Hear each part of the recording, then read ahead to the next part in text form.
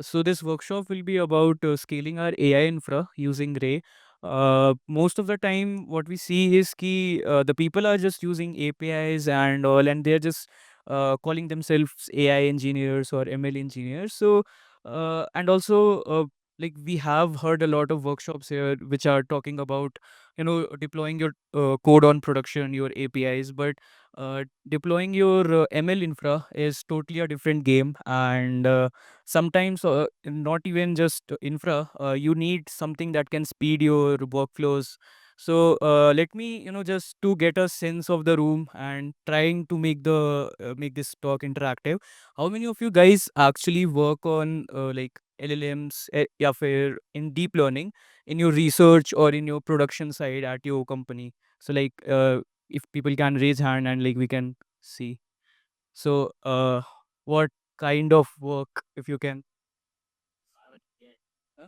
MBA. अच्छा, okay. Uh, anyone working on the research side? Can you please raise hands? Okay. I guess no one is working on the research side. Just a minute.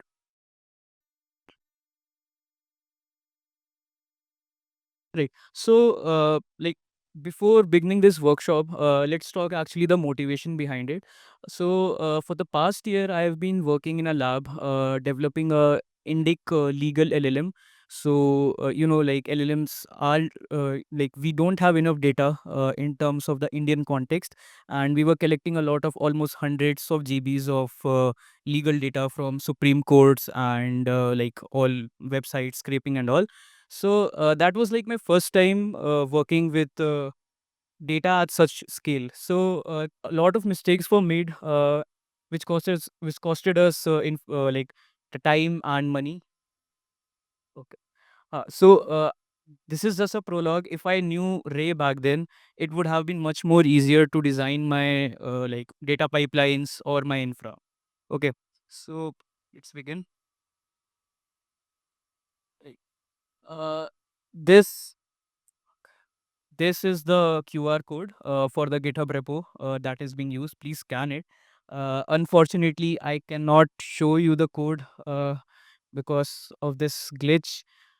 Please, I would request if you can just go through this repo, and people who have their laptops, maybe they can clone it and like just play around with the code. Are you guys able to scan this? Like, uh, hmm? Okay. Uh, so just go through the code while I'm like giving the very introduction, very theoretical stuff. But like quickly we'll move to the actual code, and if uh, it is allowed, like if the laptop works, maybe we can also code. Okay. So so this is just some examples of the big companies that are actually using Ray for developing their infra. It is one of the like a secret sauce. People don't know much about this, but it is being used by the giants like OpenAI, Uber, Instacart, you name it. If any company is working on ML at production, they are using this. Right. So we all have heard like Sam Altman saying ki we need $1 trillion, $100 billion, to develop our infra. But most of the time we have infra, but the problem is at the software level. We are just not able to, uh, fully extract what is the capability of our systems. So this is just a graph, a bad graph, uh, but right. So, what is the magic of Ray? Like the Ray is just a library, but the thing is, ki it can be integrated with anything, literally anything. You are like working with Hugging Face. Some of you guys would be working with PyTorch or TensorFlow. So, it can be integrated with each and everything. Your data pipelines using Apache Spark, or the people who are working on the like DevOps side, so the Kubernetes and Docker. So it can be integrated with any tool. So we have some examples of how what makes Ray different, and nice. Yes. So in Ray library, we have all these components. We won't be going through all of these, but the Ray data, Ray train, and Ray serve. These are the most important when developing any kind of infrastructure, and we'll be efficiently going through these, and you are free to explore the other ones. But yes, for any of your workflow needs in ML, you can use Ray, and it will work amazingly. Okay, so this image was added when I thought I would have a laptop to show you guys my code, but unfortunately, I don't have my laptop, so it's just unfortunate. Uh, but yes, I have added some code snippets. So let's see. We have this very simple, very dummy function which takes just 1 second. It takes an image in a NumPy array. It like sleeps for 1 second and then it returns the inverted image. Right? Nothing amazing, but yeah, it will take this a very simple single threaded function and transform it step by step into a distributed application. Right? So, okay. Uh, Now, any ideas before we begin ki how we can actually scale this function, right? This is a very like if we do it in a sequential manner, right? You do one image after another, and let's say we have 8 images. How much time it would take? Like it would take obviously 8 seconds, but how can we parallelize this code? Like any ideas from you guys? Hmm? Threading, threading. Anything else? Huh?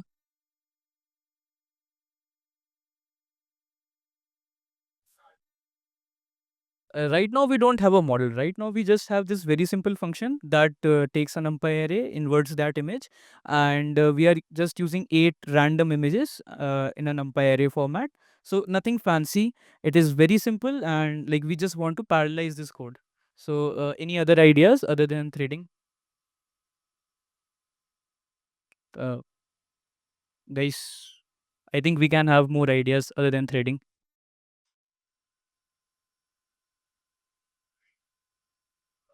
Vectorization in what sense? Like, uh, right? Right. So that is parallelization, but how are we going to? You are saying ki take 4 images like in a single array, right? Stack it, stack 4 images. Hmm? Hard way. No, we want to do it in Python only. Anybody's can make the copy or send a day, make place, but make the but very of this listening.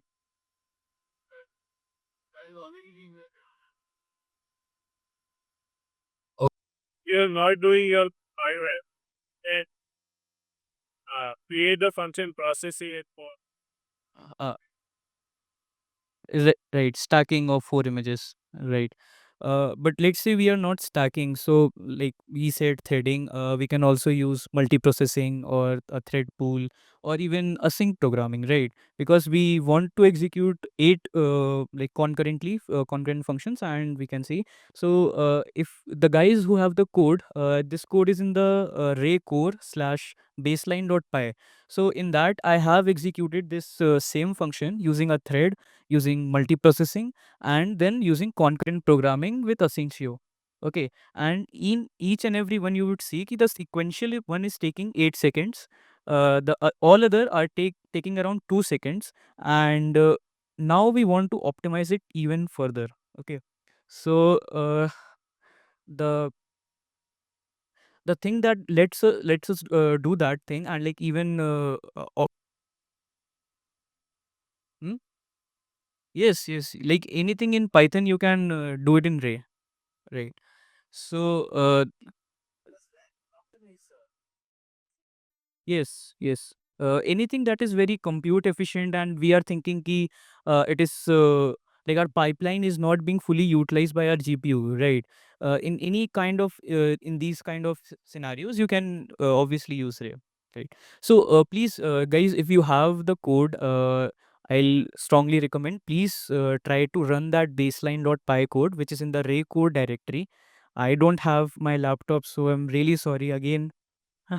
I can't do that, but the guys who have it, please run that, and you will see that the baseline, the sequential code takes 8 seconds, and all the other concurrent programming, threading, multiprocessing, everyone takes 2 seconds. And now we want to further optimize this. So what we can do is we use ray task. So ray task is a very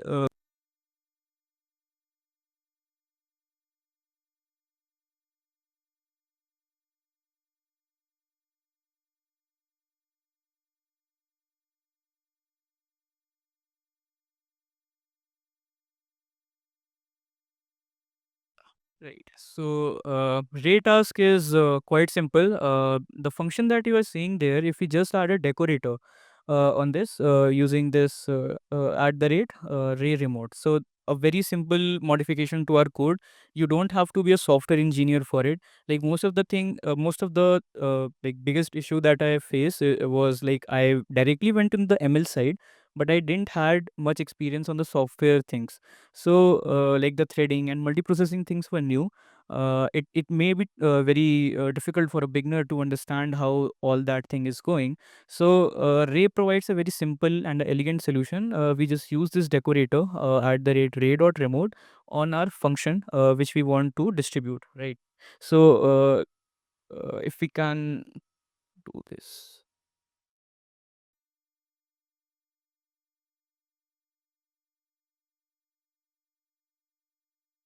Right.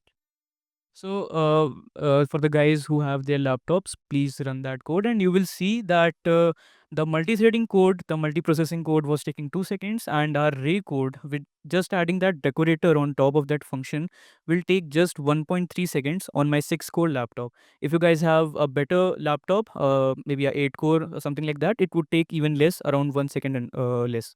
So that is the power you get with Ray. You just have to add a decorator to your function which you want to distribute, and it works like magic, right? But the next thing is, if you can see, just like in real world, every small win is immediately followed by a new and a harder feature, right?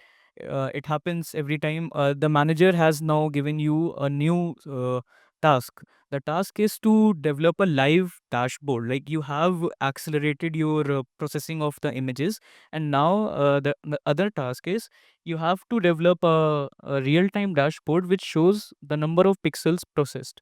Right.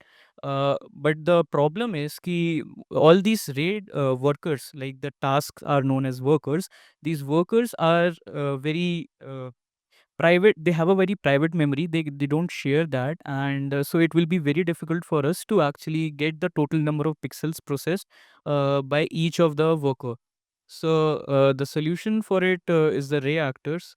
Reactors, like the thing says, the task is a like a temporary gig worker, whereas an actor is like a permanent employee with an office, right? It is always present in your main.py file, which is your driver function, and it is coordinating your different workers, the ray workers, and they can have a shared memory, right? So now you have solved this problem of no communication of memory of data between different workers. Thank God I have put some code here. Okay. So, so these are the steps when using reactors. Uh, uh, in this below image, we can see we just added a ray.remote decorator on our process images function, and that did the work in our previous case. But now when we are developing this reactor, we want to count the total number of pixels processed by each of the workers. We add a class which is our pixel counter, and again we just decorate it with ray.remote, and our main method that is giving us the total pixels is the get total, and add takes the number of pixels from each worker, right? And once you create an instance and you start the service, this state memory service can coordinate with all the workers, and yeah, it can solve the problem. Right. So now we can go fast. We went from 8 seconds in sequential programming to just 1.3 seconds on my 6-core laptop, which would be even less for your better laptops. So that is a big win. But let's say we are dealing with 100K images, right? So the 8 images were taking just 1.3 seconds, but now we want to process 100K images. Uh, that would take 4 hours and 30 minutes. Again, this is not acceptable, right? So we need something so that we can go from this 6 cores to 600 cores, right? So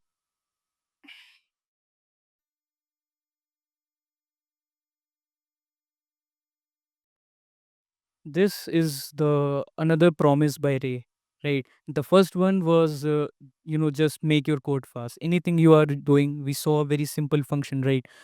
We took that and we made it like blazing fast. We overpowered threading, multiprocessing. But the other thing is ray clusters, right? So we wanted to go from 6 cores to 600 cores. That is a big problem, right? If anyone works on the infra side or the DevOps side, would know how difficult it is to manage hundreds of like a cluster with hundreds of nodes, right? So how can we do this with ray?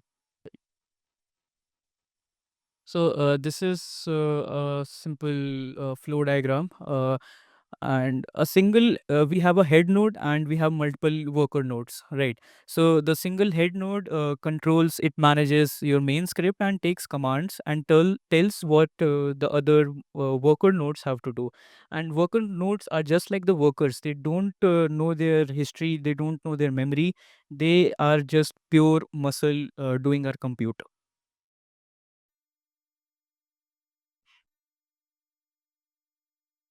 Okay. So the first step when we are working with when we are working with ray clusters is to define how to connect to our cluster, right? And this is like the amazing thing with ray. You can connect with your local clusters, like if you're working in a lab, the cluster, right? Uh, no, like I wouldn't say Ansible. Are you talking about ray or ray cluster? The ray cluster thing, right? Right, right. So, most of how is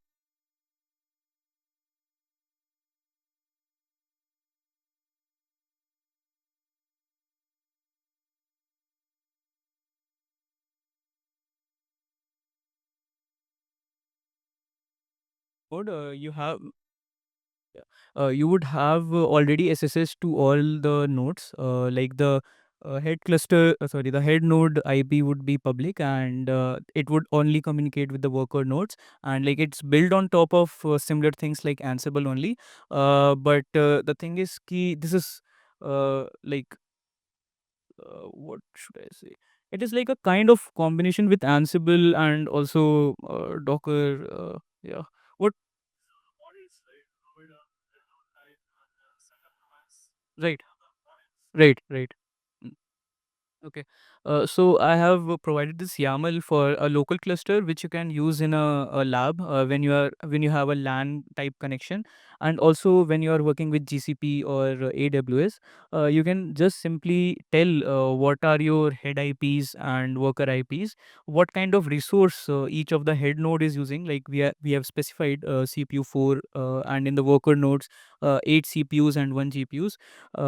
So it can take care of scaling also. In when we are working with the GCP and AWS, like we have given min workers and max workers according to the demand. It can scale also, and these setup commands are like something like a Docker thing which you can run whenever a node starts, right? So this is how you would connect to a cluster. Okay. Now, once you have connected to a cluster, deploying a distributed system always used to be a nightmare. Like it required team of DevOps engineers working all around. But with Ray, it just turns into a couple of commands, right? The first thing is key you have to launch that cluster once you have connected to it. We can do it in just one single command, ray up and your cluster.yaml. This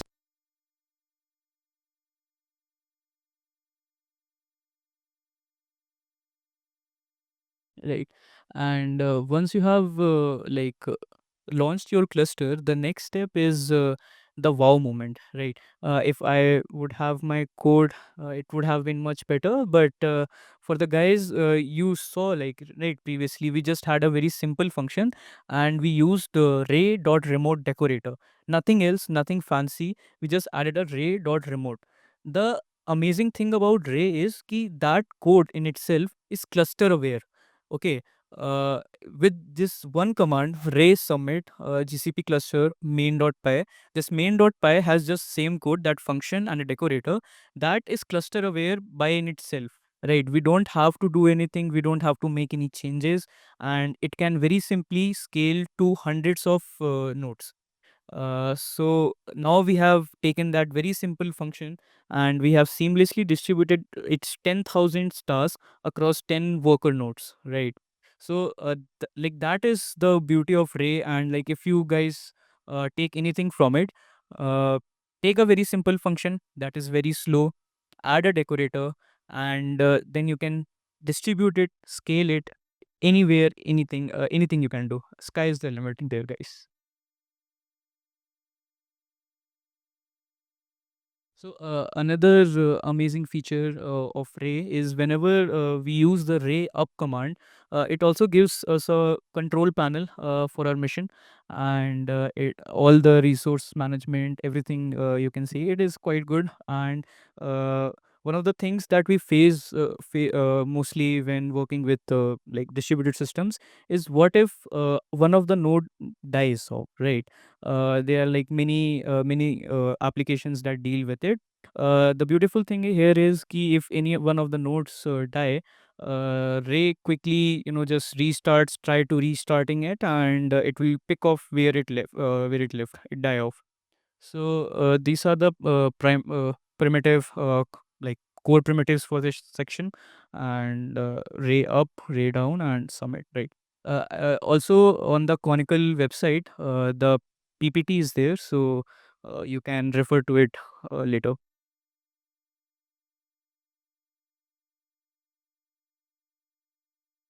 Right. So now that we have gone through Ray workers and Ray actors, there is now a new task by our manager.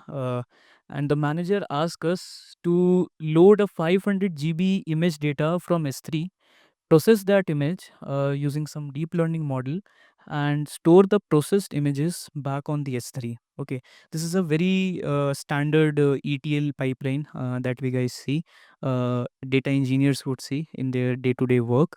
And we want to scale this using Ray, right?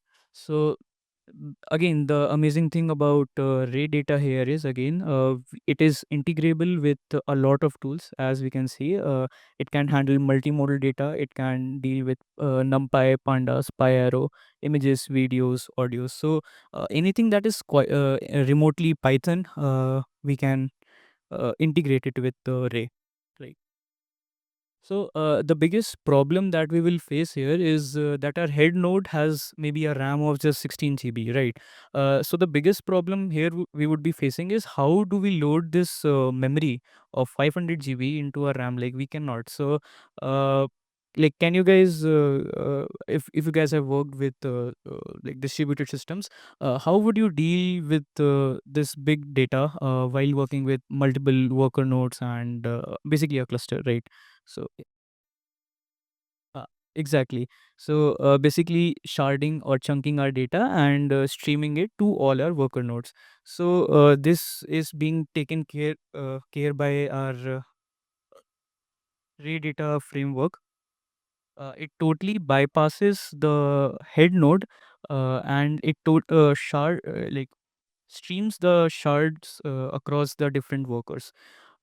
So we have to most of the people I worked with always used to think data as something of a monolithic block, right? You take a bunch of data and you do some processing. We have to change that mental model, you can say. We have to think it about a distributed stream that is continuously being streamed to our workers. So one of the three key ideas for the ray workers or for the ray data is first of all lazy execution. So when you when you define your data set, it doesn't do anything, right? It just creates a lazy reference to your data. So guys, if you are opening the repo, if you would go to the ray data directory, you would see a baseline.py code. It has a simple pytorch code which does the exact same thing. But if you would see the length of that code, it goes into almost 200 or 250 lines, just because we have to implement this lazy execution. Okay. But the magic with ray again strikes, and if you would see the code in the ray data directory, it would just be around 10 to 20 lines. So you take a 200 line pytorch code and you convert it into just a 20 line ray code. So that is really beautiful. And also the three key ideas that we were talking about: lazy execution, sharding and streaming that we talked about, and built-in parallelism. So basically whenever we are working with any kind of data, images or text, we need to transform it, we need to pre-process it, right? And we in even pytorch we have similar transform functions or mapping functions, but they don't have the power of ray task, right? We saw ray task and ray actors. So when we work with ray data, all these things are built in for us previously, and we don't have to do anything. So when we simply call dot map, which is a pre-processing function, like it can for images or for text, it will run parallel task using ray workers, ray task across each and every cluster. So basically your data processing step also becomes very very fast.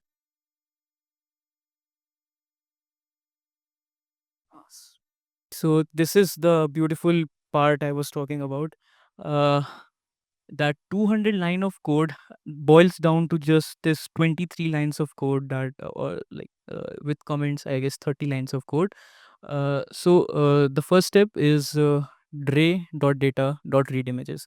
You just you don't have to do anything. You can put in a GCP link, you can put in a S3 link, you can put in a Hugging Face dataset. It works with everything by default. Right. Once we have loaded our data, it actually doesn't load the data. It just creates a reference. Like I said, a lazy loading. And the next thing is defining our map function, right? So this map function again takes that same process images function, and it has that ray.remote decorator that we talked about previously. So till now, nothing has happened. Like it says, this defines the computation graph. It is still lazy and nothing has happened yet. So now the next step is triggering that computation and saving the results. So both of these things are triggered by this one line of code. Okay. Process dataset dot write parquet, and where you want to write it. So that is really beautiful. And if please go through that code, go through that pytorch code to see what we have done here is like we have taken a 200 line of code into a 30 line of code. And yeah. Okay. So how many of you guys here work with LLMs for inferencing at scale? Like anyone works with LLM? Like at least somebody has to work here with LLMs, right? What do you guys do with LLMs? Inference, right? And like what kind of inference? Right, right. So,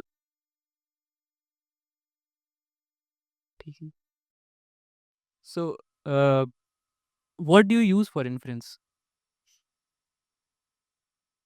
Like, do you just pull out the model from Hugging Face and just run it? That is that the thing? Bedrock APIs. Okay. I am not that rich. Okay. Anyone else? We can create spaces, right? But like, how do you use in your company or in your like projects and all? How do you use it? How for LLM inferences? No, like, see, when you're right. Nee, see the engine on which your LLM is running. That is the thing I'm asking. So, hmm? Llama CPP. Okay, that is one thing. In PyTorch, yes. Anything else? Olama, I guess many of Olama you guys have heard, right? So this this it's a crime. Like most people, I don't know why don't know about VLLM. I was doing some inference work, like I told you, for my legal thing, and there was a inferencing part that we had to do, and it was showing a ETA of around 2 days, right? And just like magic, when we switch to VLLM, you have to do nothing. You just have to download that library and put in the model name that you want to use, and by magic, that 2 days get got to almost 2 or 3 hours. See, that is the power of VLLM, right? This is a very simple graph showing Olama and VLLM tokens, output tokens per second. So you can see this orange one is the Olama and the blue one is the VLLM.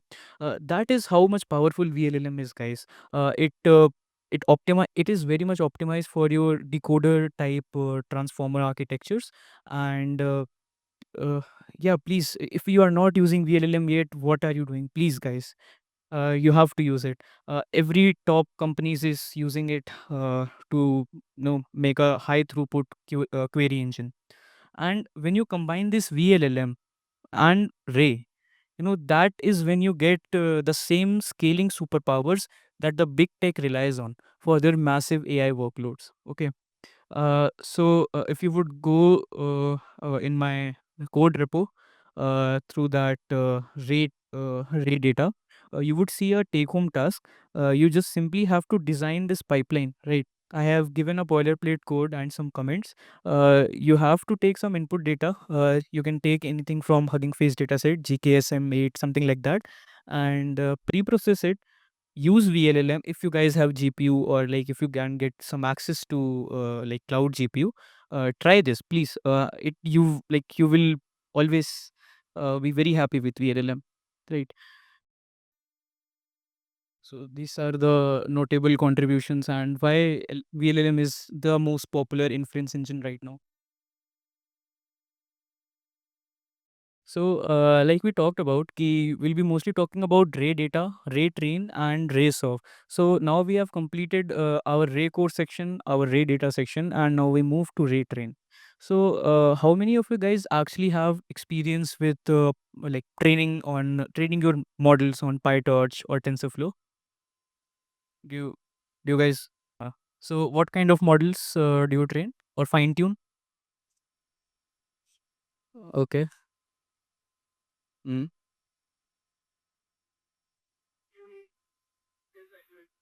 Mm-hmm. Okay. And like, does anyone work with fine tuning LLMs? Okay. What kind of fine tuning? Tesseract for OCR. Okay. I was asking about LLMs. Like Tesseract is also great, but like for LLMs, if you guys have taken Llama and fine tuned it on something like that. Uh, okay. No, I guess so. That is where Ray train comes. Just like we saw in Ray data, we took a 200 lines of PyTorch code and it boiled down it to just 30 lines with comments. Like so, the actual code would be just 20 lines. So that is the same power you get with Ray train. That is a graph you see when using a Torch data loader that you guys would be very familiar with if you are working with deep learning models, and your Ray data. So this thing is not visible there, but the when you increase your number of nodes, the PyTorch data loader doesn't scale much very well, and like Ray data beats it. So that is very good. But the other thing is, you can see in this table, it actually manages our cluster very, very efficiently, right? So most of the guys here would be just working on a single GPU if you are fine tuning your models and all. But like as you grow, like as you work on bigger problem statements, you would need multiple GPUs, right? If for a simple fine tuning, you need at least 8 A100s, right? So managing your multiple A100 GPUs, that is a big task, right? Uh, if I may ask, like, have you Abhi?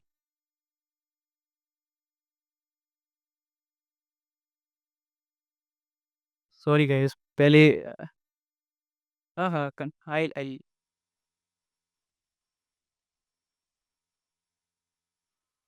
so really sorry, I couldn't show you the code, and now also I am not getting enough time, so I guess I'll just go to thank you. And please, I would just say ki maybe this talk didn't go as planned earlier, but please go through that repo that I shared. I'll even share it in the WhatsApp group. Please go through that, and please start using Ray. Right, this was the last thing. The conclusion is please use Ray. That is the very important thing if you are dealing with your AI infra, your data pipelines, or anything like that, and also use VLLMs for your inference if you are doing RAG, if you are doing anything like that. uh, I think that will be my time. Thank you.